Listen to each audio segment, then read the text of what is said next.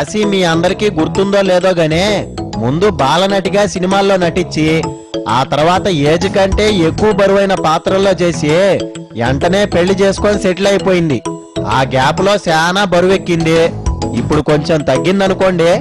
అయినా ఇంకా చాలా తగ్గితే గానీ యాషాలేయడానికి ఛాన్సులు రావడం కష్టం. ఇప్పుడు అదే పనిలో ఉందంట ఈ అమ్ముడు. బరువు తగ్గాక హీరోయిన్ క్యారెక్టర్లే వేస్తానని చెప్తున్న రాశితో మామ చిట్ చాట్ చూసి ఎంజాయ్ చేయండి. అల్లో రాశి, చాలా రోజుల తర్వాత కనిపిస్తున్నావు.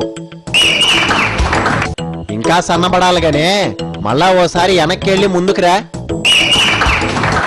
అట్టా 2-3 సార్లు తిరుగు, ఒళ్ళు ఇంకా తగ్గుద్ది. Very good.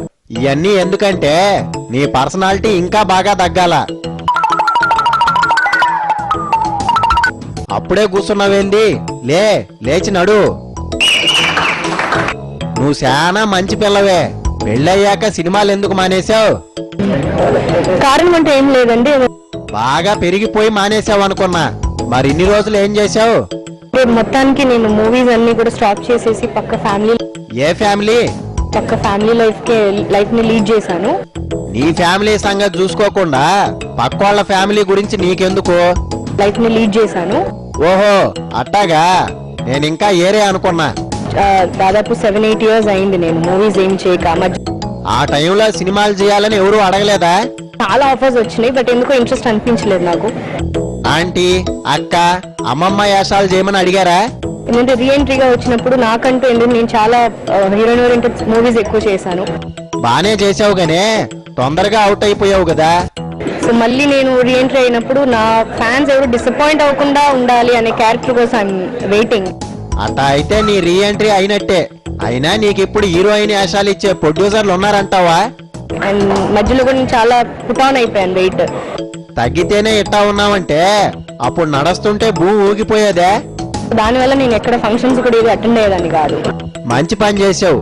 లేకపోతే పాపం ఫంక్షన్ చేసేవాళ్ళు కింద పడ్డ సామాన్లు సర్దుకోలేక చచ్చేవాళ్ళు. ఇప్పుడు తగ్గాను. నేను want to lose more actual గా. మరీ ఎక్కువ లూజ్ అయితే కష్టమేమో చూసుకో. ఇప్పుడు ఫంక్షన్ కి ఎందుకు వచ్చావు? ఇప్పుడు కూడా రానని చెప్పాను. రానని చెప్పినా నువ్వైతే ప్రోగ్రామ్ కి మంచి బరువు వస్తుందని రమ్మన్నారా? మీరు ఆల్రెడీ తగ్గారు కదా మేడం, మీకు సాటిస్ఫాక్షన్ ఉంది కదా, మీరు రండి అని రిక్వెస్ట్ చేశారు. వాళ్ళట చెప్పగానే నువ్వు నిజమే అనుకుని వచ్చేసావా? ఇప్పుడు సినిమాలు కూడా చేస్తావా? నేను త్వరలోనే మీ అందరికి. అంతకంటే ముందు ఇంకా తగ్గడానికి బాగా ట్రై చెయ్యి. ఇంకా తగ్గాలి. నేను చెప్పింది అదేలే. ఇంకా తగ్గిన తర్వాత నాకు వచ్చిన ఆఫర్స్ నుంచి నేను మంచి చూస్ చేసుకున్న తర్వాత నేను అఫీషియల్ గానే అనౌన్స్ చేయడం జరుగుతుంది. నీ మీద నీకు బాగా కాన్ఫిడెన్స్ ఉన్నట్టుంది. ఆఫర్లు వస్తాయని బానే అనుకుంటున్నావు. రాజమండ్రికి ఎప్పుడైనా వెళ్ళావా? స్నేహితులు అనే సినిమా ఇక్కడ షూట్ చేయడం జరిగింది. ఆ తర్వాత నేనేమి చేయలేదు ఆల్మోస్ట్. ఇప్పుడు అందరూ ముంబై ముత్తుగొమ్మలే ఎక్కువైపోయారుగా. అప్పుడు కూడా నార్త్ ఇండియన్స్ ఉన్నారు, బట్ మేము కూడా ఉన్నాం. కానీ వాళ్ళు స్లిమ్ గా ఉంటే మీరెట్టా తయారైపోయారు అంతే. ఇప్పుడు ఏంటంటే మేము అనేదే లేదు, తెలుగు వాళ్ళు ఎవరు లేరు, ఓన్లీ నార్త్ ఇండియన్స్ జరుగుతుంది. ఈ లెవెల్లో పెంచేస్తుంటే ఎట్టా తీసుకుంటారు? బట్ మళ్ళీ ఆ రోజు రావాలని మాత్రం కోరుకుంటున్నాను. నువ్వు ముందు ఆ రోజు ఉన్నట్టు తయారవ్వు. ఇంటికాడ కూర్చుంటే ఎట్టాగే ఉంటావు. శుద్ధంగా ఎక్సర్సైజులు చేయి. వాకేనా? All the best. Thank you.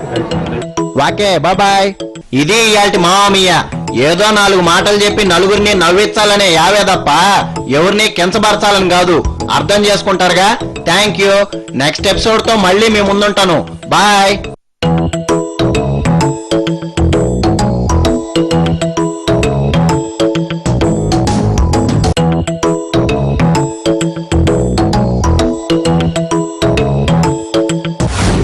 ఈ కార్యక్రమాన్ని